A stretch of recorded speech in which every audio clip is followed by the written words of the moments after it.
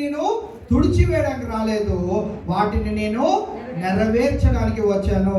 ఎందుకు అని అంటే ఇది సంపూర్ణమైనది. అందుకే చాలామంది కొంత డినామినేషన్లో పాత నిబంధన అంతా విడిచిపెడతారు, ఓన్లీ కొత్త నిబంధనే వారి సంఘాల్లో చెప్పుకుంటూ వెళ్తూ ఉంటారు.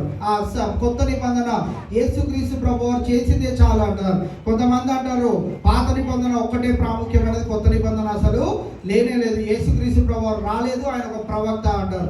పలు రకాలుగా పలు విధాలుగా వారు డినామినేషన్లో వారు ఆరాధిస్తున్నప్పుడు మనం ఆరాధిస్తున్న నిజమైన దేవుడు తండ్రి అయిన దేవుడు, కుమారుడైన దేవుడు, పరిశుద్ధాత్మ దేవుడు, త్రిత్వములో ఏకత్వమై ఉన్నారు.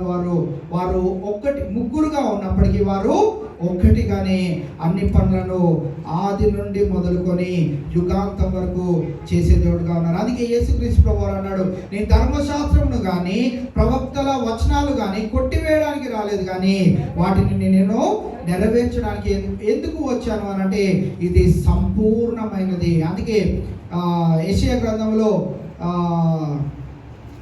ఒక వచనాన్ని మనం చదువుతాం కదా క్రిస్మస్ టైంలో, 7వ అధ్యాయం 9వ వచనం అంటారు కదా, ఏలైనగా మనకి శిశువు పుట్టాను. అదే ఒకవేళ దానిని తీసేసాడు అనుకోండి, ఆ ప్రవచనము నెరవేర్పులోనికి రానే రాదు. కావున వాటన్నింటినీ కొట్టివేయడానికి రాలేదు, ఎందుకంటే అవి సంపూర్ణమైనవి. అవన్నీ మనము కూడా నెరవేర్చే వారిగానే ఉండాలి, ఎందుకనంటే బైబిల్ గ్రంథం సంపూర్ణమైనది.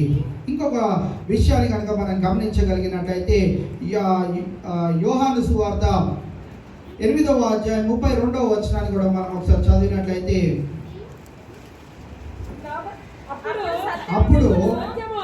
అప్పుడు సత్యము మిమ్మును స్వాతంత్రులుగా చేయనని చెప్పగా, ఇక్కడ ఈ మాట మనము చదివినప్పుడు సత్యము ఏం చేస్తుందంట, మనల్ని స్వాతంత్రులుగా చేస్తుంది. సత్యం అంటే ఏంటి?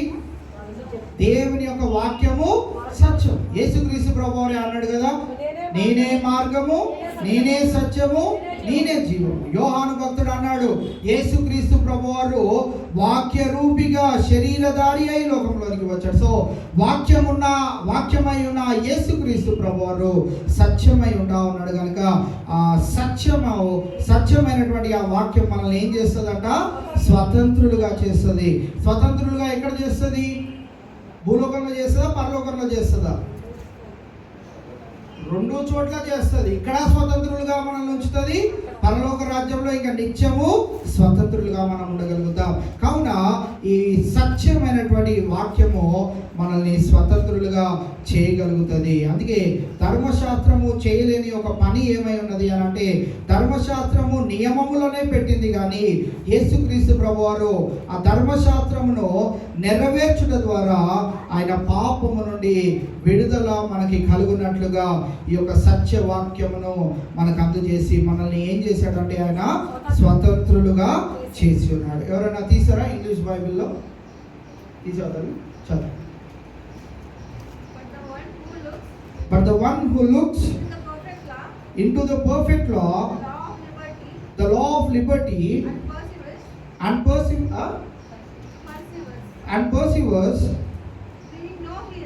being no hearer, who forgets, but yet doer, who acts, he will be blessed in this doing.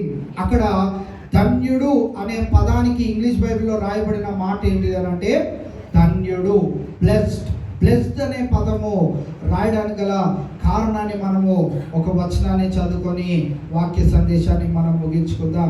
ఈ యొక్క సత్యవాక్యము, ఈ యొక్క ధర్మశాస్త్రము, ఈ యొక్క నియమము ఎటువంటిదిగా ఉన్నది అని అంటే అది పరిశుద్ధమైనటువంటిదిగా ఉన్నది, అది నీతియుక్తమైనటువంటిదిగా ఉన్నది, అంతేకాదు అది మంచిదిగా కూడా ఉంటున్నది. రోమిలకు రాసిన పత్రిక 7వ అధ్యాయము 12వ వచనంలో ఆ మాటను మనం చూస్తాం. ధర్మశాస్త్రము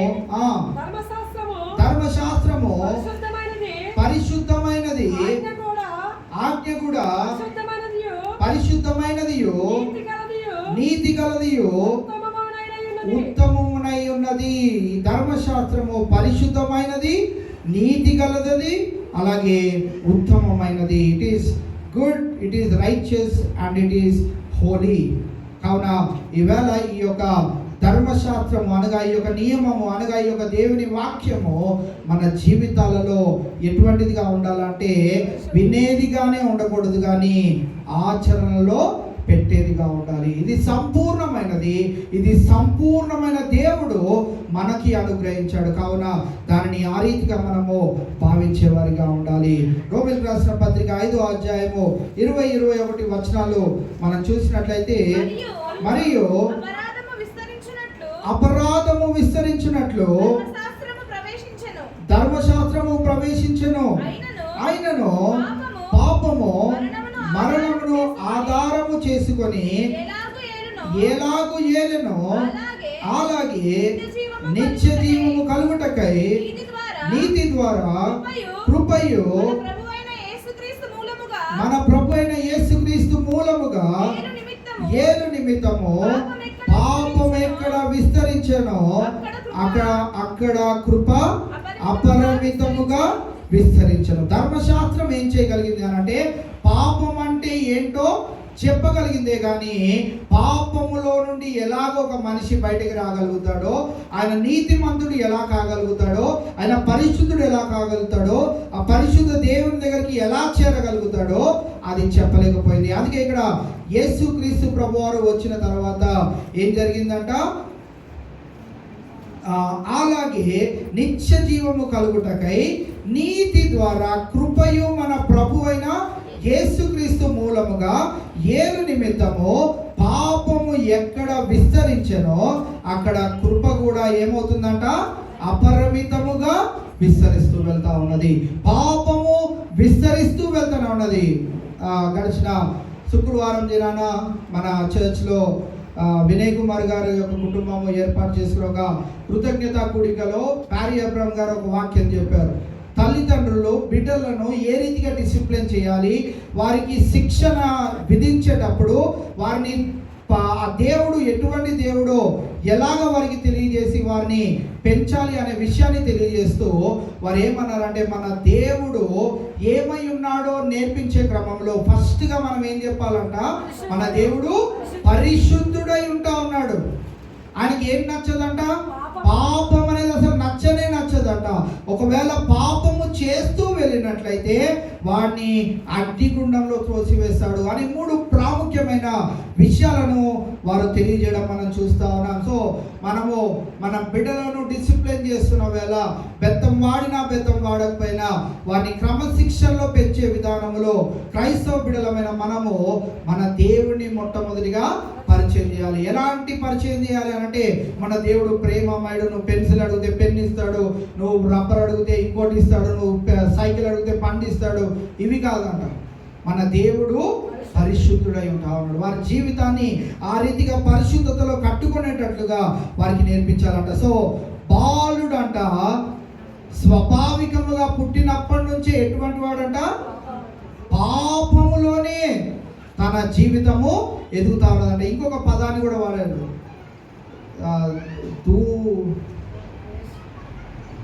ద్వేషించేవాడుగా వారి యొక్క ఆలోచనలు, వారి తలంపులు చిన్ననాటి నుండే అట నా కొరకు సెల్ఫిష్గా వారు ఎదుగుతూ వెళ్తూ ఉంటారంట. సెల్ఫిష్గా స్వార్థముతో వారు ఎదిగే వారిగా ఉంటారంట. అందుకే మన చిన్నపిల్లలు మనం చూస్తాం కదా, ఎంతో మారం చేసి వాడికి కావాల్సింది ఖచ్చితంగా పొందుకుంటాడు. స్వార్థముతోనే వారు పెరుగుతూ ఉంటారు. స్వార్థం అనే ఆ యొక్క లక్షణము పాపముతో పోల్చినట్లుగా మనం చూస్తూ ఉన్నాం. సో ఇవాళ అలా చిన్నప్పటి నుంచే పాపము పెరుగుతూ వెళ్తున్నప్పుడు యేసుక్రీస్తు ప్రభువారు వచ్చిన తర్వాత ఆ పాపముతో పాటు ఆయన యందు, ఆయన వాక్యమునందు ఎవరైతే విని ఆచరణలో పెడుతూ ఉన్నారో వారి జీవితాలలో ఏమి విస్తరిస్తుందంట, కృప కూడా అలాగే విస్తరిస్తూ వెళ్తా ఉన్నదంట. పాపము విస్తరిస్తుంది, కృప అపరిమితముగా విస్తరిస్తూ వెళ్తా ఉన్నదంట.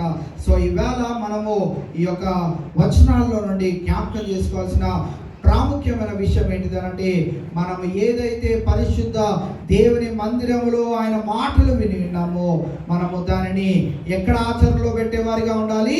సమాజంలో వాటిని ఆచరణలో పెట్టేవారిగా ఉండాలి. సమాజంలో వాటిని ఆచరణలో పెట్టినప్పుడు దేవుడు మనల్ని ఏం చేస్తాడు అని అంటే, ధన్యులుగా మన జీవితాలని మలిచేస్తాడు. అందుకే 25వ వచనము చదువుకొని మనం ముగించుకుందాం. అయితే స్వాతంత్రము నిచ్చు సంపూర్ణమైన నియమములో తేరి చూచి నిలకడగా ఉండువాడు ఎవడో వాడు విని మర్చువాడు కాక క్రియను చేయువాడై ఉండి తన క్రియలలో ధన్యుడగును. క్రియ, మొట్టమొదటి క్రియ ఏంటి అంటే, దేవుని వాక్యాన్ని విన్నాడు, ఆ విన్న వాక్యాన్ని క్రియారూపకంగా దాని ఆచరణలో పెట్టాడు. కనుక వాడు చేయించిన ప్రతి ఒక్క క్రియ, ఉద్యోగం కావచ్చు, వ్యాపారం కావచ్చు, ఏదైనా చదువులు కావచ్చు, ఏదైనా కావచ్చు, వాటన్నిటిలో వాడిని ఏం చేస్తాడంటే దేవుడు ధన్యుడుగా, బ్లెస్డ్ పర్సన్గా వాడిని నిలబెడతాడు. కావున ఇవాళ వీటన్నిటికీ మనం ఏం చేయాలి అని అంటే, దేవుని యొక్క వాక్యమును విధేయతతో మనము దాన్ని వినేవారిగా ఉండాలి. ఇక్కడ పరిశుద్ధ మందిరంలో దానిని వినేవారిగా ఉండాలి. విన్న వాక్యాన్ని అదే విధముగా సమాజంలో ఆచరణలో పెట్టుటకు సిద్ధపడే మనుషులుగా మనం ఉండినప్పుడు ఈ లోకములోనే కాదు, చివరి పరలోకములో మనము చేరినంత వరకు పరలోకములో కూడా నిత్యము మనము ధన్యులుగా పిలువబడతాం. కనుక అట్టి గొప్ప ధన్యత నేడు వాక్యం మీద మనందరికీ పరిశుద్ధాత్మ దేవుడు సమృద్ధిగా అనుగ్రహించి మనల్ని ముందుకు నడిపించుగాక. దేవుడి కొద్ది మాటలు మనం అందరి విడికిలో భద్రపరచుగాక. దయచేసి తలలు వంచుదాం, మోకరించగలిగిన వారు మోకరిద్దాం. చివరి ప్రార్థన ఆశీర్వాదంతో ఈ యొక్క కూడికను మనము ముగించుకుందాం. దయచేసి ఒక్క నిమిషము చెప్పబడిన మాటలను మనం నెమరు వేసుకుందాం. అయ్యా, నీ వాక్యాన్ని వినేవారిగా కాక దానిని వింటూ ఆచరణలో పెట్టేవారిగా,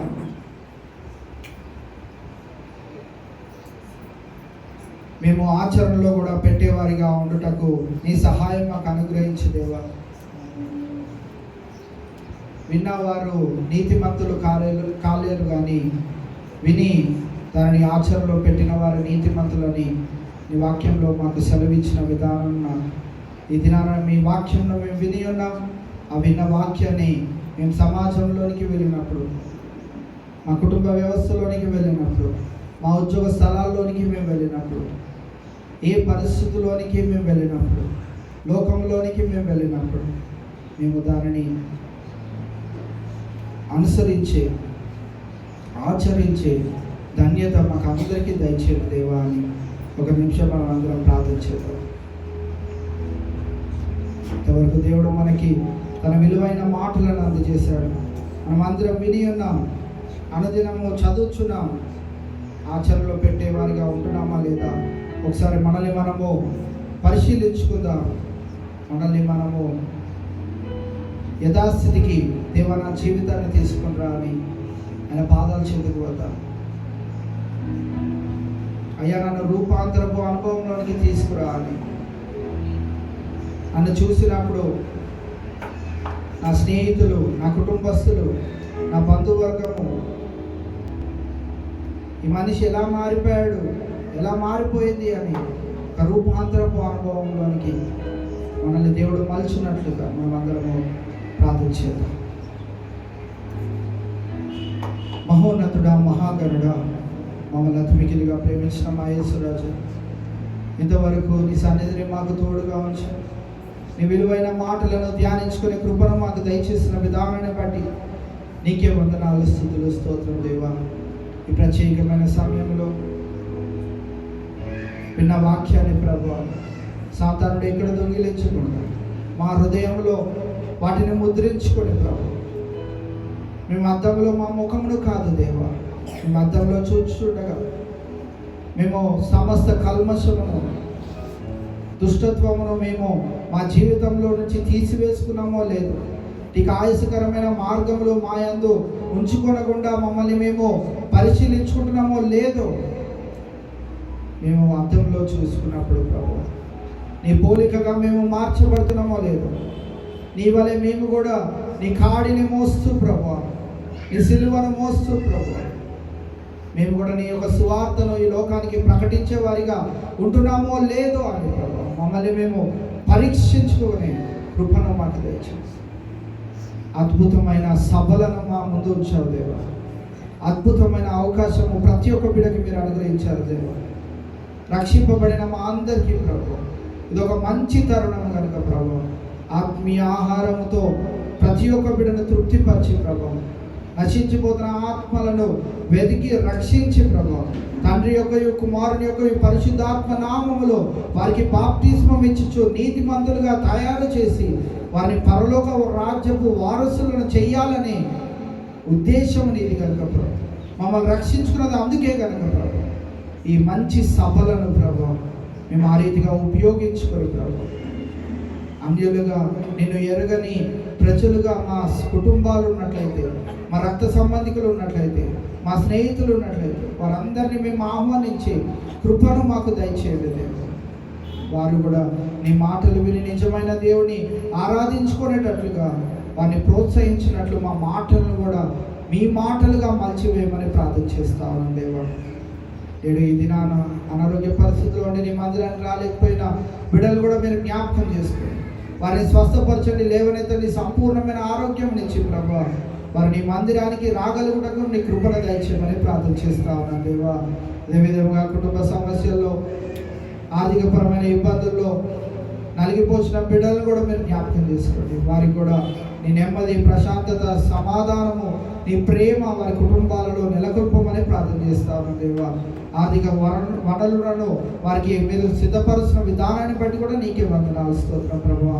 ఈ రీతిగా మేము మీటింగ్స్ ప్రభా నీ నామ ఘనత కొరకు జరిపించటకు ప్రభా మరి మా సంఘ బిడ్డలు, మా ప్రియులు ప్రభా మరి వారి యొక్క ప్రభా మరి చేతులను గుప్పులను విప్పి ప్రభా మరి యొక్క మీటింగ్స్ జయప్రదంగా జరగాలని ఆశ కలిగి ప్రభా వారి ముందుకు వస్తూ ఉండగా ప్రభా వారందరినీ వారి కుటుంబాలను ప్రత్యేక రీతిగా దీవించి ఆశీర్వదించమని ప్రార్థన చేస్తాను దేవా. ప్రార్థన చేస్తున్న పదవులు ఎంతో అమూల్యమైనవి కనుక ప్రభా ప్రార్థిస్తున్న ప్రతి ఒక్క కుటుంబాన్ని బట్టి కూడా నీకే వందనాలు స్తోత్రం ప్రభా. వారిని కూడా నిండారులుగా నీ దీవెన ఆశీర్వాదాలతో తృప్తిపరచండి. శుక్రవారం నుంచి ప్రారంభించబడబో ఆ యొక్క సభలు 3 దినాలు నీ మహిమార్థమై జరపబడుటకు మీ సహాయం అనుగ్రహించండి. వాతావరణాన్ని కూడా మీ ఆధీనంలో ఉంచుకోండి. ఎవరి బిడ్డలు నిలబడి నీ యొక్క పాటలు పాడుచుండగా వారి యొక్క ప్రాక్టీస్లో కూడా మీ తోడు ఉంచండి. చక్కగా వారు పాటలు పాడి నేను మహింపరిచే కృపను దయచేయమని ప్రార్థన చేస్తా ఉన్నాను దేవా. మా మధ్యలోనికి వాక్యం ఎత్తడానికి రాని ఉన్నారు ఎవరండి ఐజాక్ గారిని కూడా ప్రభా మా మధ్యలోనికి మీరు క్షేమకరంగా నడిపించిన విధానాన్ని బట్టి నీకే వందనాలు స్తోత్రం ప్రభా. వారిని ప్రభా నీ యొక్క ప్రభా మరి నీ యొక్క మాటలతో నింపి మా మధ్యలోనికి పంపించిన ఏంటండగా ప్రభా వారు పలికే మాటల ద్వారా ప్రభా మా జీవితాలను మార్చుకోగలుగుటకు, మా జీవితాలను కట్టుకోగలుగుటకు, నశించిపోతున్న ఆత్మలు ఎవరైనా ఉన్నట్లయితే ప్రభా వారు రక్షింపబడినట్లు నీ సహాయం అనుగ్రహించమని ప్రార్థన చేస్తా ఉన్నాం దేవా. ఈ రీతిగా ఇంతవరకు నీ సన్నిధి మాకు తోడుగా ఉంచి ప్రభా ఆరాధన క్రమం అంతటిలో ప్రభా నీ మెండైన సహాయము మాకు దయచేసిన విధానాన్ని బట్టి నీకే లెక్కలేని బట్టి వర్ణాలు స్తోత్రం తెలియజేసుకుంటూ దేవా నీ బిడ్డలు తిరిగి వారి గృహాలకు వెళ్ళుచుండగా మీ సన్నిధి, మీ ప్రసన్నత, మీ వెలుగు మధ్యన ప్రతి ఒక్క బిడ్డను భద్రపరిచి కాచి కాపాడి సంరక్షించి మీ దీవెనలతో తృప్తిపరచమని ఈ ప్రార్థన ప్రభు యేసు నామములో అడిగి వేడుకుంటున్నాం మా తండ్రి. మన పరమ తండ్రి అయిన దేవుని యొక్క ప్రేమ, కుమారుడైన యేసుక్రీస్తు వారి యొక్క కృప, పరిశుద్ధాత్మని యొక్క నిత్య అన్యోన్య సహవాసము చెరిగిన సకల పరిశుద్ధులకు మరి విశేషంగా చంటి బిడ్డల నుంచి వృద్ధుల వరకు సదాకాలము నీ యొక్క కృప తోడైండి నడిపించును గాక. ఆమేన్.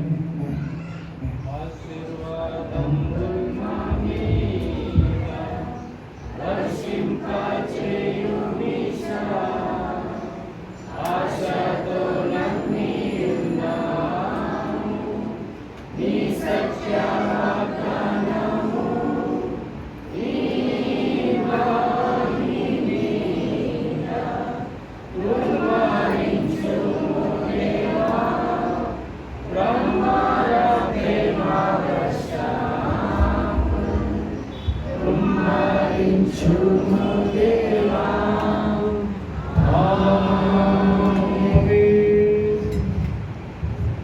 దేవుడు మిమ్మల్ని అందరినీ దీవించి ఆశీర్వదించుగాక. మరి ఒకసారి మీ అందరికీ హృదయపూర్వక వందనాలు తెలియజేసుకుంటాను. Thank you.